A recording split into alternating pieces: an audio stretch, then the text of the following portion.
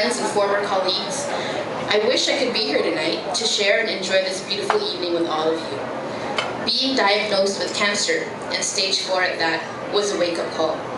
I had to reevaluate my life and reassess my priorities. It reminded me that life was short and definitely not in our hands. None of us know how long God will give us because tomorrow isn't promised to anyone. I'm very thankful for each day that God gives me. And rather than asking God, why me? I ask God, what do you want me to learn from this experience? Living with cancer has helped me further develop two of the most important characters, compassion and understanding. Compassion and understanding for those who are suffering not only from cancer, but any illness or disease, and to those experiencing feelings of rejection, frustration, anger, and aggravation brought about by their illness or problems.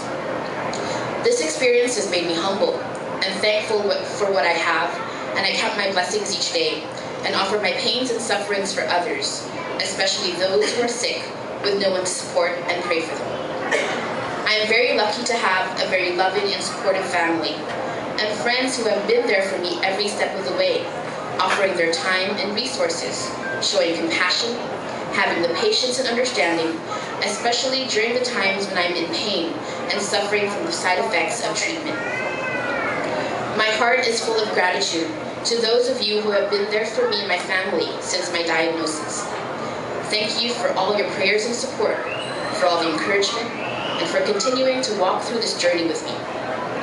Words are not enough to express my family's gratitude to all the people who made this event possible, taking the time out of your busy schedules to plan and make this happen. I have never felt so loved. And to all of you who are here to support this event, no amount of thank yous will be enough.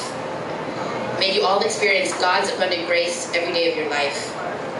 As I end this message, I wish that you all start reevaluating and reassessing your priorities.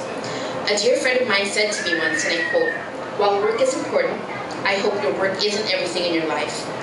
Please take time out for yourself, for your family, and most importantly, take time out for God. Don't think you will live forever." Don't get caught off guard like I did.